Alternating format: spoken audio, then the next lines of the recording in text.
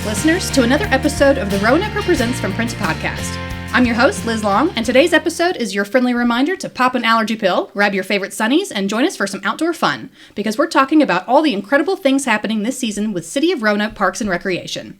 With the arrival of warmer weather and blooming trees, there's no better time to get outside and enjoy all the incredible spaces and activities our city has to offer. Today we're highlighting one of the departments that keeps Roanoke vibrant, active, and community-focused, the Parks and Recreation team. Joining us today is Ellie Rigby, Event Program Supervisor, and Tim Pohlad-Thomas, Events Coordinator. Together, this team brings our parks to life through fun events, outdoor adventures, and so much more. Ellie, Tim, welcome to the show. Thanks for having us. Yeah. Please forgive me for any Parks and Rec TV show references I might make. It's my favorite show ever, only because Leslie Knope is a great fictional character who cares so much about her job and the people in the community. So I think you guys have a little inspiration from that too. So let's talk a little bit about your role. Tim, you're sort of leading the charge here, and you're not new to the role, but new-ish, I'll say. What does your role provide for this community? What are you doing? What are you working hard on lately? Yeah, absolutely. So as the events coordinator, I oversee all of the external events in the city. So any other event planner that wants to come in and run something in any of our city parks or anything like that, they come through us and we help them through the process of getting their event set and permitted and all that stuff. We also handle all the internal events, so things like Go Fest, Freedom Fest, we do a Kids to Parks Day, we do other things up on Mill Mountain, but we do both of those different levels. So anything from creating our own stuff to bringing it to helping others bring cool things to Roanoke. That's a lot of community organization, man. That's a lot. You must have a great team behind you. Yes, absolutely. And Ellie, you're sort of the right-hand man here. How are you, again, helping participate in this community endeavor? Sure. I'm so as the event supervisor, I provide assistance to Tim in helping with external events and with a lot of the internal events that we have in the city, including Go Fest and Freedom Fest. And then I also help oversee the day-to-day operations at our Discovery Center on Mill Mountain. So Awesome. that's my bread and butter, I think. Yeah, I really enjoy that quite a bit. Now, I know you guys have kids. Do they get to discover up there a lot too and have some fun, or do you put them to work? Yeah. So Ray is my son, who's 12. He helps me know whether or not a craft is lame. So, As preteens want to do. Exactly. Yep. Or whether it's more appropriate for somebody who's much younger than him, which is a good thing to know as well. I suppose it is good. Every once in a while you get the I'm too mature for that. Meanwhile, Jillian just my daughter runs around events and just tells people that I'm her dad and she can do what she wants. Oh, well, okay. Well, I don't like, I don't hate the attitude. That's pretty funny. So let's give listeners a quick overview of City Roanoke Parks and Recreation, because you guys manage a whole lot more than even I realized. And, I feel like I was pretty familiar. And then I saw, this is like the list at Christmas time, right? 51 parks, 8 plazas, 7 greenways, 2 swimming pools, 8 rec centers, over 100 miles of trails. That is a huge opportunity, activity, experience, and responsibility. Absolutely, yeah. And, we have such great teams that work on each one of those, but as the event part of things, we work with every one of those organizations.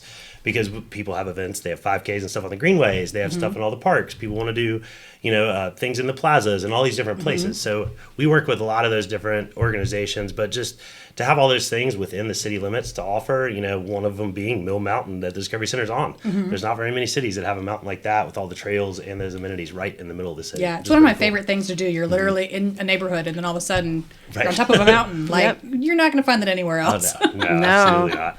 And they're actually, right now, as we speak, adding 4 additional miles of trails to the Mill Mountain Trail system. So the awesome. Roanoke Parks Foundation raised funds to have a contractor come in and do that. That's so that'll amazing. be really exciting. How long will that process take thereabouts? Or, They're hopefully supposed to be done by July. So sweet. By using a contractor, they're able to spend a lot of hours really quickly on it and build these trails a little faster.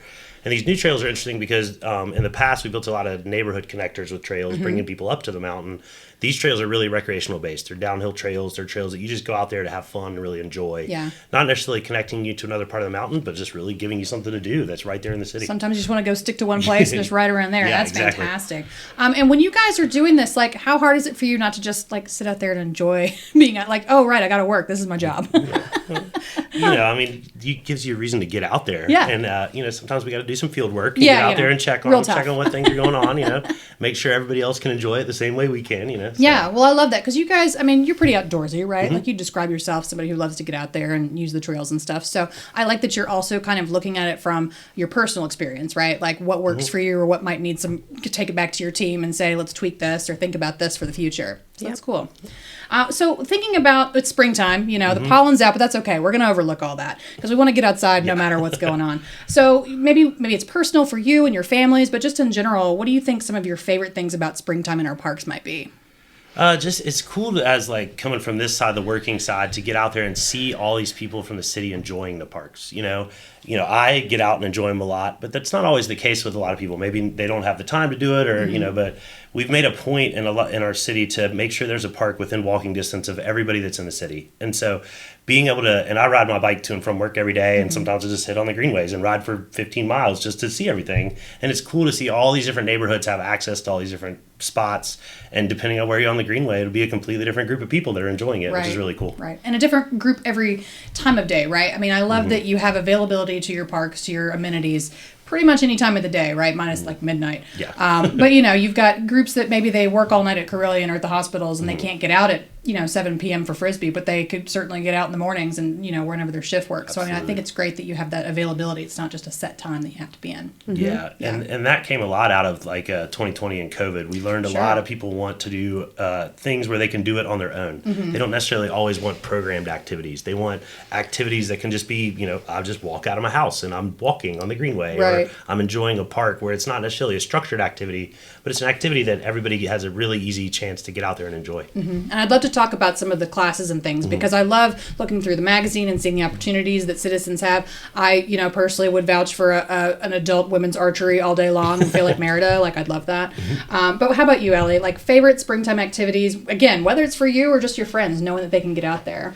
Sure. Well, one of my favorite things is I spend a lot of time up on Mill Mountain, and right now the wildflower garden is really starting to come into its own, and that we do is a partnership with the Mill Mountain Garden Club. They've been taking care of that space since the 70s, and things are really starting to bloom up there. So that's really quite a lot of fun. Sounds like a good selfie spot. Yep. Yeah. Indeed. You see all the hype about, tulip farms and gardens and stuff like that. Yeah. So I love that we have a nice little, it probably almost feels private. You go up there and it's just you and a couple of other people. So yep. I love that.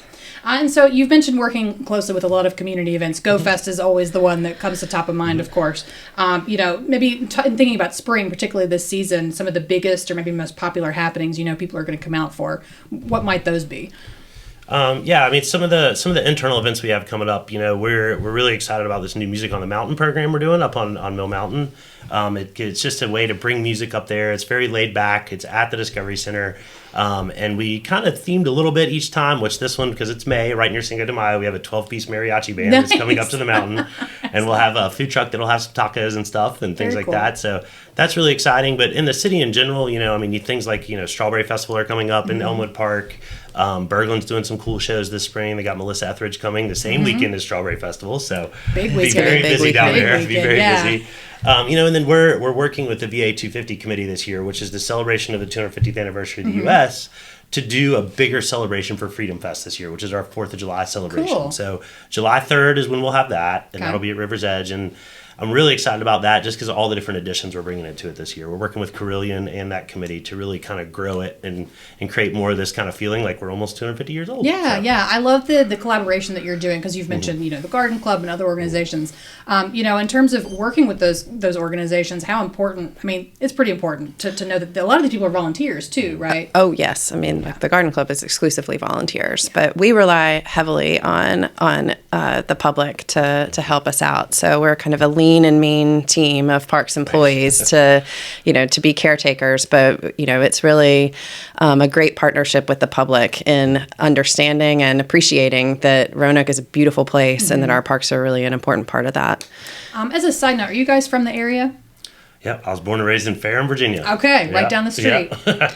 Yep, I've been a Roanoker since I was 3. Yeah, okay, close So enough. basically, Yeah, close enough. as long as I can remember. Well, and so again, just having these amenities available to you, like, and I think it's always interesting when someone who's a local, right? They've grown up around it, and they're not that teenager trying to get out of town. That you guys have embraced. I mean, not just embraced. You've really like thrown yourself into these roles.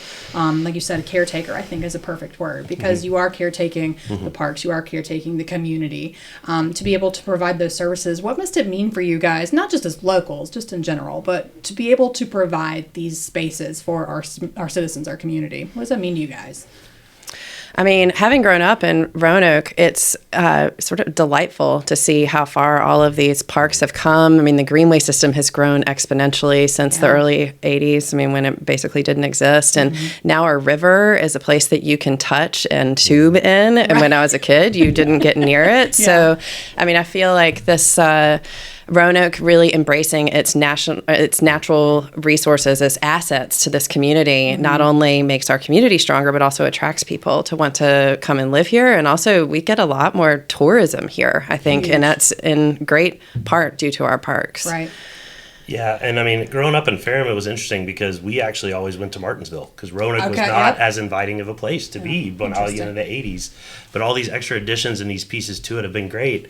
And it's a big reason why I wanted to stay in Roanoke because I actually feel like I can make a difference in Roanoke. I can do something that actually affects the people in the community, and I don't just get lost in all the big hustle and bustle of a big city. I love that. And your kids are learning that they can be part of the community. I mean, shoot, I bet half the crowds know your kids by now. Like you said, Julian's running around introducing herself to people. You know, everybody knows Ray. I've been with him happy hour with him since he was a toddler. You know, so. Well, Jillian looks so much like me. There's no hiding who she is. So it's very clear. I think Ray thinks that this job is really cool. I love that though. Yeah, he feels like I've figured out what I want to be when I grow up. You know, I love that. You're like instilling that love of it into them. I mean, that's another generation of got legacy jobs now. I know. We'll just give it to you. That's fine. When you're ready to retire, we'll just hand it off. I think that's awesome though, and really, you're showing that the community belongs here. I love your note on tourism because, the Roanoker, we work closely with Visit VBR and the Chamber, and so tourism is something that's very close to our hearts. But obviously, tourism happens for many factors, but largely in part because we are known for an outdoor destination community. And so because of that, tourism has just snowballed into this area, and that's a huge part because of the work that you guys do. So, I mean, thank you from the bottom of my heart personally, not just for my job, but, for the fact of what you're doing for our community. It's really important. I don't know if people really click like, oh, I have this park because these people work so hard for it, right? Yeah, absolutely. And the maintenance of parks is just as much work as getting them there in the first place. That's a good question, actually. I'd love for you guys to, talk a little bit about that. Give a shout out, your team must work so hard. That's a lot of grass to mow, I just got to say. It is, yeah. I mean, the logistics that go into keeping all these on a schedule and doing all that and making sure these parks are clean. The fun part is when you look at a new park and you're like, yay, we put a new park in. But what everybody doesn't see after that is all the extra work that has to continue to happen in order to keep it in a way that people want to use it. Otherwise, there's no point in putting it there if it's not nice enough to want to use. Right, because it's not just about grass, right? It's making sure the equipment is safe and functional and all that. Like, there's so many extra steps that you don't see because you just want to take your kid on the swing. Yeah, exactly. I mean, it takes a huge group of people to do it, and we're just a small part of that, and we get to work with all of them, so we get to see really a lot of what the other pieces are done. Whereas some people in the city are very, they have their sort of silo and they work in that, and that's their job. But we work with everyone, and so that's cool to be a part of it that way. Has there been anything over the years recently, whether it's an event or a collab or anything that maybe was surprising or like even more fun than you kind of expected? I know it's sort of an off the cuff question on your guard, but. I think one of the cool things that for years and years we've been doing GoFest as a collaboration between the city of Roanoke and Roanoke Outside. And I think this year it was cool to sort of bring Roanoke County into that and have them want to be a part of it. That's right. It was a big deal to have them be able to go to Explore Park and shuttle over. And that was really cool. And so some of that comes from the person who used to be in my position, Kelly Brammer, is doing events over in Roanoke County now. And so she knows the benefit of GoFest, and we're able to work with them. And it's the more people we bring in to collaborate on it, the better it makes the whole thing, because it brings people from all different backgrounds and pieces, so we're seeing it from so many different ways. That's the really cool thing about it. And I think that's the thing I love about this job, is just getting to work with all these different people and going to all these different events that you're helping get permitted and stuff, and seeing how they do it, because then you learn from that and you get to grow and you make your events even better. Right. So. And I expect, even though you might have the same July 3rd event every year, it's always different. There's never going to be a same event twice. Right. Never. Yeah. No. Yeah. Yes. Yeah. Just like GoFest changes a little bit every year. Yeah. What have you, and Ellie, you're again not new to the job, but new-ish. What has been surprising that you've learned along the way? Maybe it's in Parks and Rec, maybe it's just about your job, something that you didn't know you were going to be tackling. Again, a little off the cuff, so I apologize for the spot, but that's fine. When I was hired as event supervisor, I did not know that a large part of my job was going to be working on day-to-day at the Discovery Center. And we've sort of dovetailed that into events with this Music on the Mountain series, but it's been really fun to figure out positive ways to program that space and to engage the public in wanting to come to it repeatedly.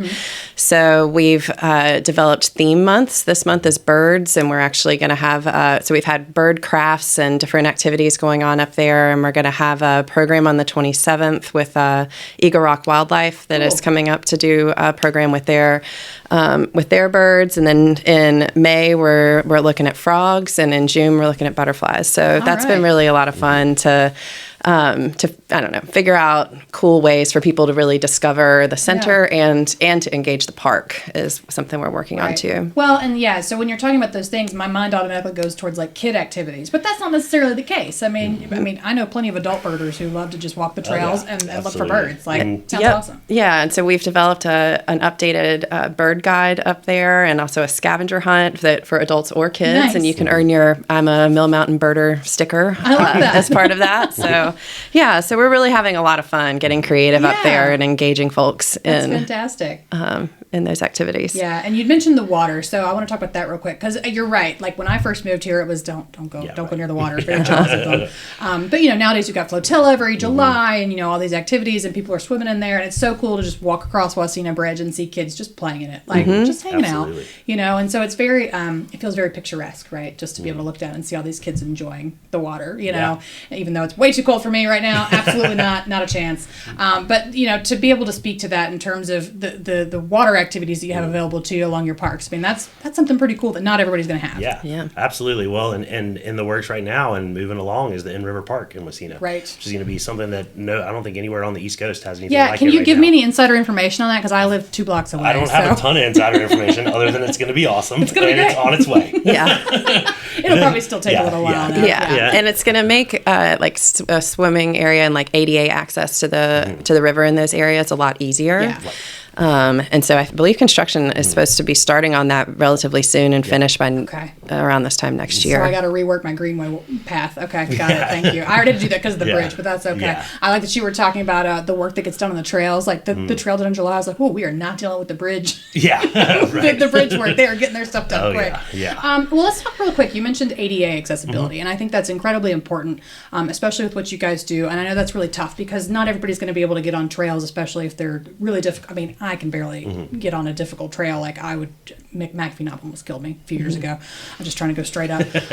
But in thinking about accessibility for all, and I know that's priority, but how do you guys think about those things when you're thinking about your parks, when you're thinking about how people get to and from or use the equipment, things like that?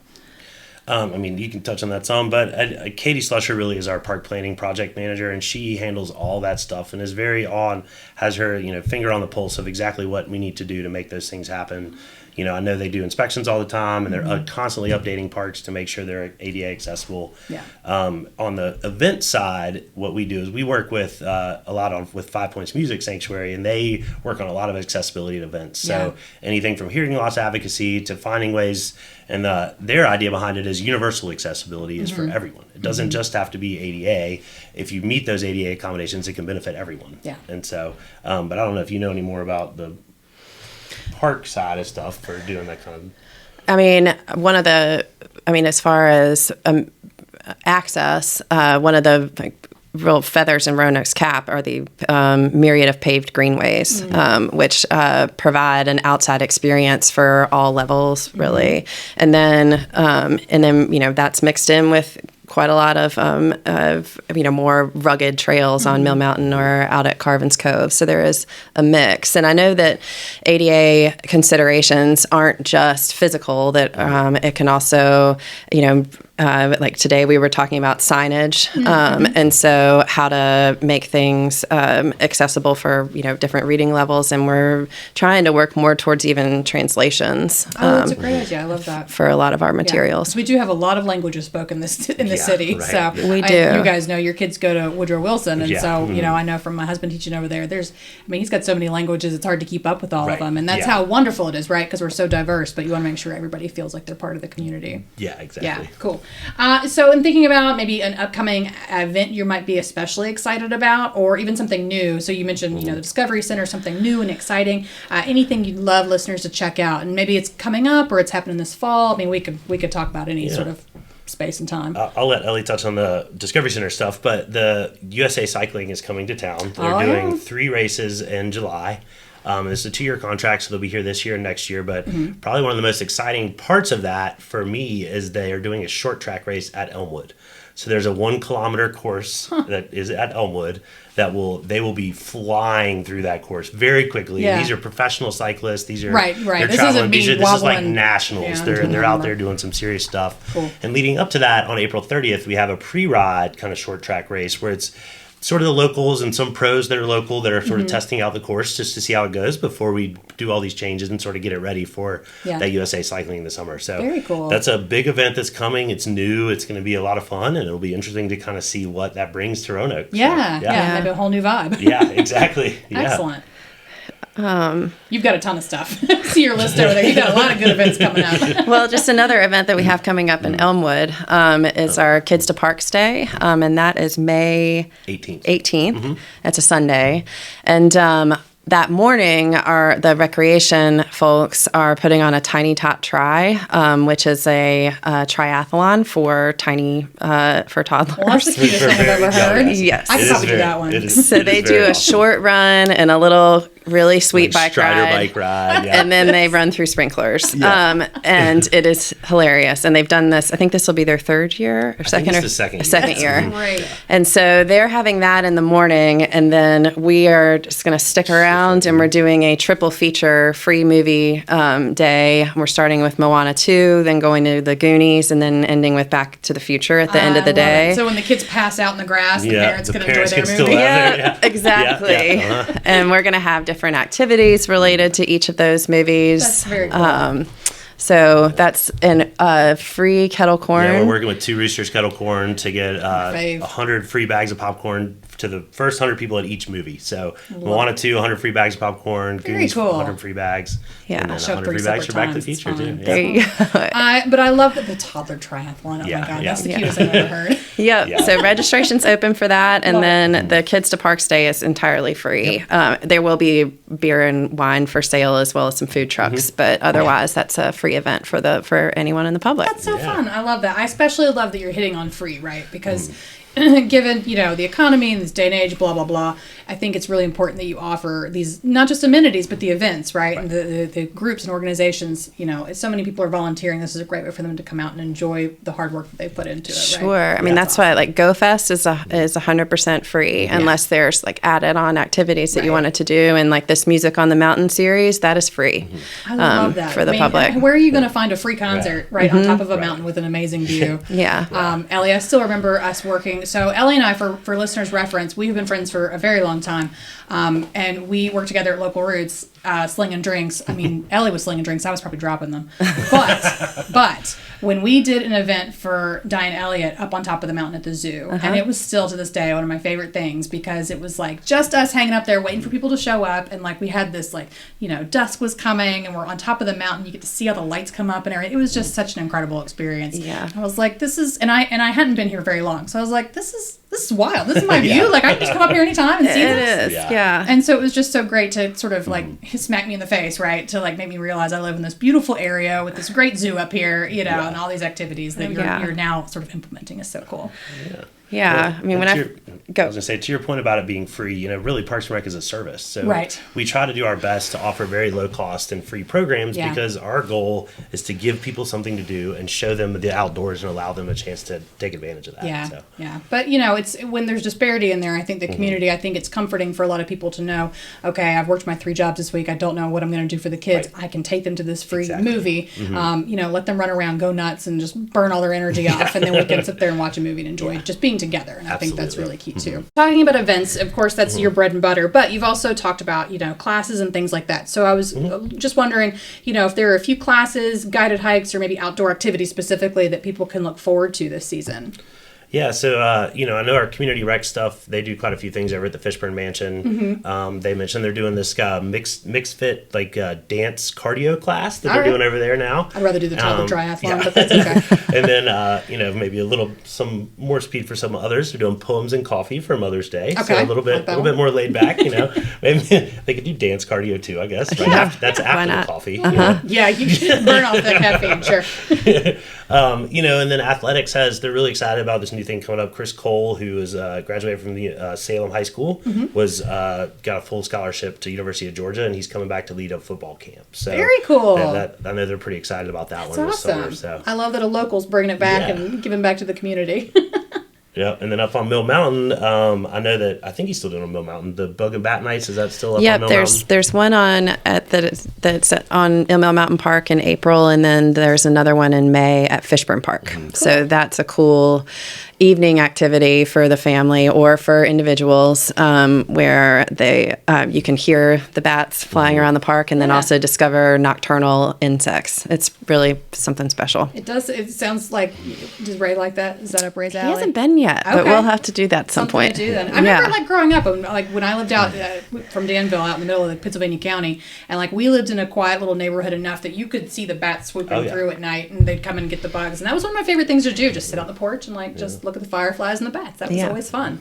So I love that you're able to do that in the city, by the way. Yeah. With lights everywhere, now you can still do that. Yeah, absolutely. I love that you're providing some urban activity, some rural activities for us city folk now. Yeah. It's that Metro Mountain mix. There you go. Exactly. I love it. So other events, I know, again, we might have hit on a few of them already, but I know that you've got a lot going on. But, anything else that maybe we can look forward to or should get excited about? Well, the Washington Park pool is going to be opening this summer, and if you've driven down Orange Avenue by 581, then you've probably noticed that construction happening with the water slides over there. Okay. So that'll be really exciting because they had to decommission the prior Washington Park pool, so it'll be great to have 2 community pools again. Yeah. Excellent. And the department is actively hiring lifeguards. Yes. So if you are a lifeguard, all right. Yes. It's very competitive pay, and you are needed. Yeah, saving people's lives for sure. Yeah. Well, I think that's awesome. And so what we're going to do, so listeners, we're going to link some of this on our website, playroanoke.com. But of course, I see you guys are always hiring for seasonal jobs or temporary or permanent positions. So and again looking for classes and activities. I think we'll point all our listeners back to that. Yeah. But that's always great to know that again you're employing local people here here in your backyard. So you can find a job here, even if you're just hanging out for the summer here for the, the season. Absolutely. Yeah. And the more people that apply for that job, the less we're going to have to get lifeguards. There you go. Oh, yeah. I don't know if I could do your job if it also requires saving people's lives on the side. That's the suck bullet. Yeah. You never know what your day is going to be like in the parks department. This makes it fun. Well, Leslie Knope did have a few trying days. Well, okay. So let's talk about you guys in terms of, whether it's just you're off the day, you have the afternoon, you're looking for something to do, or, you've got the kids and, again, you're kind of just trying to figure out how to get out of the house without going nuts, maybe on spring break or summer break. But with so many beautiful places to explore, curious about what maybe your own personal favorite park, trail, green space might be. And you can list a couple. It doesn't have to be just the one. So one of my favorite, I love going out and riding my bikes on the Greenway, but my favorite is Lick Run Greenway because it's less traveled.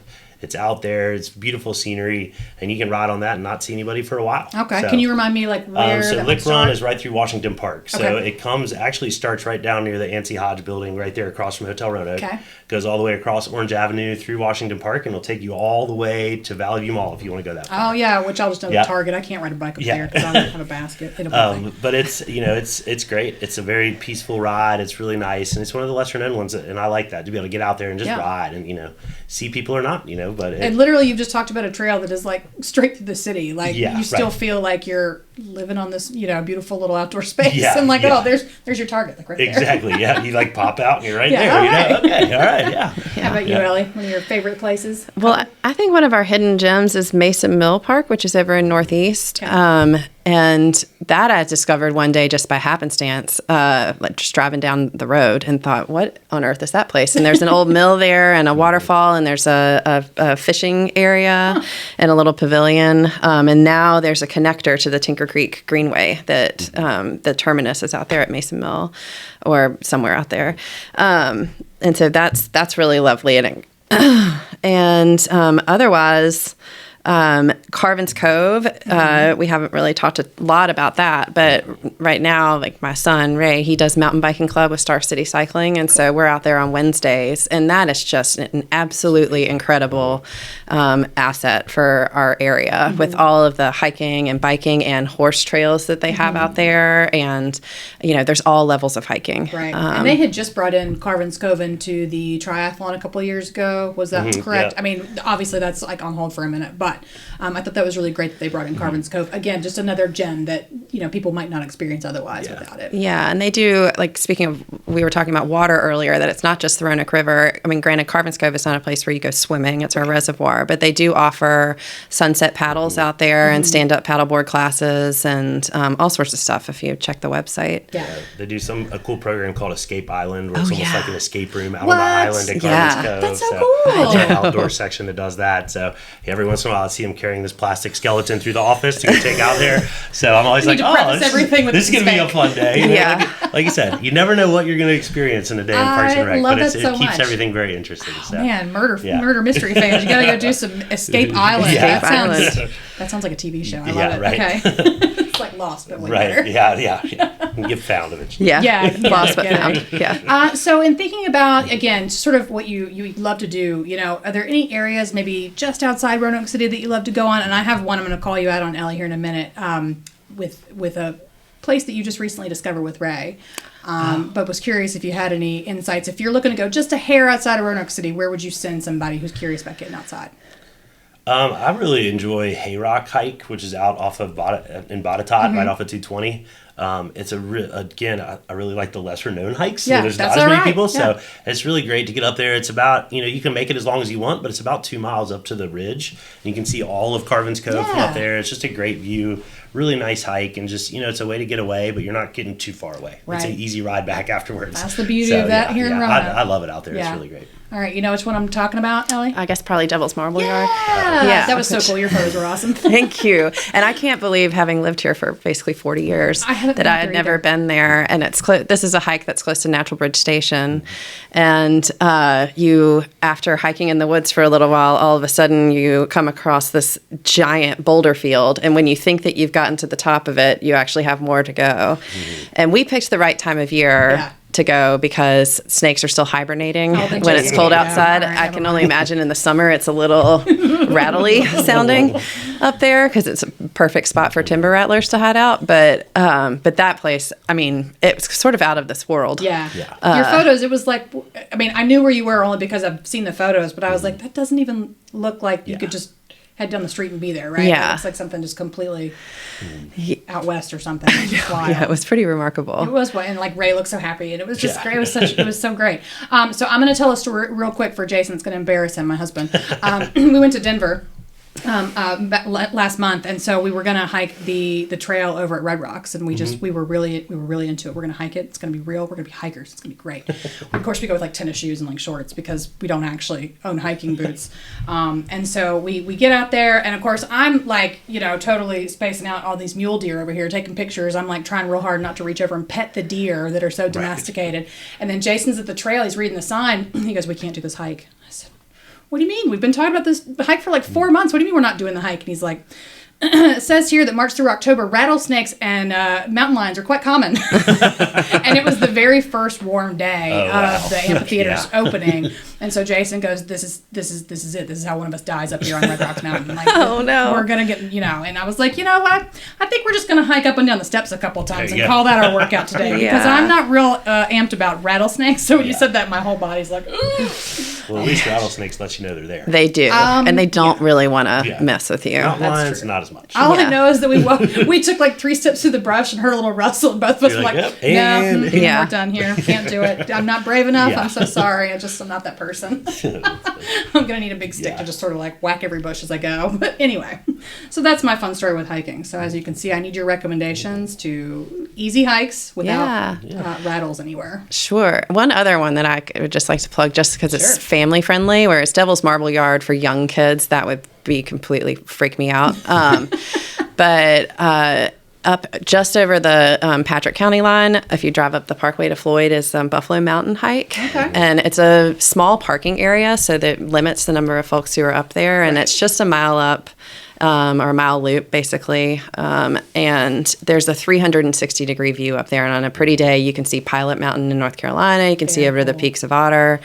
And that's just a really nice hike that I've done with Ray since he was like 2 or 3 years old. That's awesome. Yeah. Yeah, he's used to being out in the outdoors. He's raised in it. So that's why I find your new role particularly perfect. Yeah, people have said like, that makes sense. That tracks with everything I know about you. Yeah, that makes sense. So again, listeners, we're going to list some of this over here, but if any of our listeners today wanted to know how to get more involved, and that could be anything from signing up for a program, volunteering, renting a shelter. You talked about working with the public on that. I bet that's a lot of maneuvering and managing.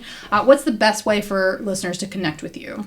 The best way to find more information is on our website, obviously playroanoke.com, and then just social medias and stuff. But the best way to get involved and to learn new things and try new things is just volunteer.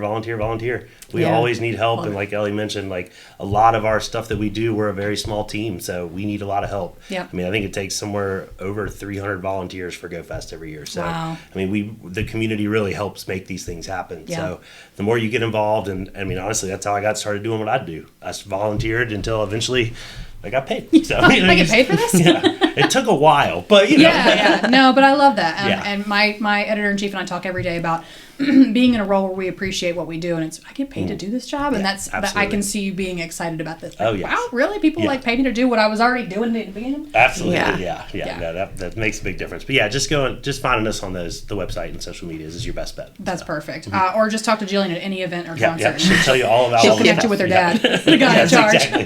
Yes. All right. So our last bonus question. I ask this for every guest, but when you aren't serving our community with Parks and Recreation, where are you and your families going, eating, playing? And this can be as many or as little as you want to shout out. So one of the things that I do, and my girlfriend Reagan is involved in, and Jillian helps out with too, is we work with a lot of other festivals around the area. So anything from Floyd Fest to Rooster Walk to Red Wing, it's really cool being in all these different regions right around this area and helping out with Virginia festivals and just seeing all the people that work all these different events working on everyone else's event too, because it's a really small group of people but a very strong group of people. I love that, because I see Reagan at all that stuff. She's a boss, man. She's wrangling all the feral musicians and all of them getting together. But I love that you're talking about, you see so many of your volunteers or your employees elsewhere. I think that's really impactful, that you're not just doing one thing for the community, you're doing a whole bunch of stuff that really makes a bigger impact overall. And we're all helping each other, awesome. Making sure we're involved and doing whatever we can to make all events successful. Yeah. All right, Ellie, we're not going to happy hour lately, but where are you hanging out? Well, we were talking about how, we're fortunate to live close to the Grandin Road area. And, there's just awesome restaurants, farmers market. This past weekend, there was an Earth Day festival down there. It just always seems like there's something to do. There's live music down at the Grandin Theater or down at the Black Dog Salvage at the Dog Bowl, or you can enjoy Liz's husband, Jason, playing most Saturdays at the farmer's market. And if we're not there, then we're national forest folks. So we're finding, ways to get outside and get dirty and explore. I love that. My friend has a goal. My friend Megan, with every state that she visits, she wants to visit a state park, like wherever that might be. And so I love that that's like on her bucket list. I need a bucket list like that of my own. But that's what that reminds me of. Like no matter where you're going, if there's an opportunity to visit the outdoors in some fashion, you take it. Absolutely. Yeah. I wholeheartedly agree. Any last words for our listeners? And it could be on Roanoke's community, parks and recreation, TV show, or your job, whatever you prefer. I'll just say, I love doing what we're doing, and it's really cool to work with everybody in Roanoke and just see the awesome things that everybody in Roanoke is doing. Like, it's, growing up in Ferrum and then coming up here and just sticking around because there's a lot going on in Roanoke. For as small of a city as we are, there's a lot going on, and it's cool to see all that happen. Yeah, and I love that you've talked about being a part of that and feeling like you're making an impact, not just making it, but feeling it's tangible, right? Yeah, absolutely. Yeah. There's so many different ways that Roanoke celebrates its diversity, and there's also, cool restaurants and different festivals celebrating just different ways of being that I think is just really incredible, really. Yeah. Well, thank you for all you do, and of course, you got plenty of stuff to do even on your downtime. You're still working festivals. You're still out in the parks. You're still doing your job, sort of on the side, even if you're not actively working. But thank you guys for all you do, for all your team does, the entire City of Roanoke Parks and Recreation team. Absolutely. I know it is a labor of love, and certainly something that it is small but mighty and impactful. Oh, yep, absolutely. Yeah, thanks so much for having us. Yeah, this is a lot of fun. Yes, thank you for joining us today, giving us a great reason to get outside and soak up some sunshine. It is the perfect time for it. And your team is making such a positive impact on our city, creating opportunities for fun, connection, and adventure. And it also adds legacy because these places aren't going anywhere and they're going to be here for generations to come. So I hope that your kids and their kids and their kids are enjoying it every single opportunity. So, and to our listeners, if you're ready to hit the trails, dive into a pool, or dance in the plaza, visit playroanoke.com for all the details on upcoming events and activities. We will have that listed on our website as well. If you enjoyed this episode, be sure to subscribe, leave us a review, and share it with your fellow Roanokers. And we'll be back soon with a new episode highlighting our May-June Best of Roanoke issue with an exclusive interview with Mayor Joe Cobb coming soon. Until next time, this has been From Print to Podcast, where print comes to life one great story at a time.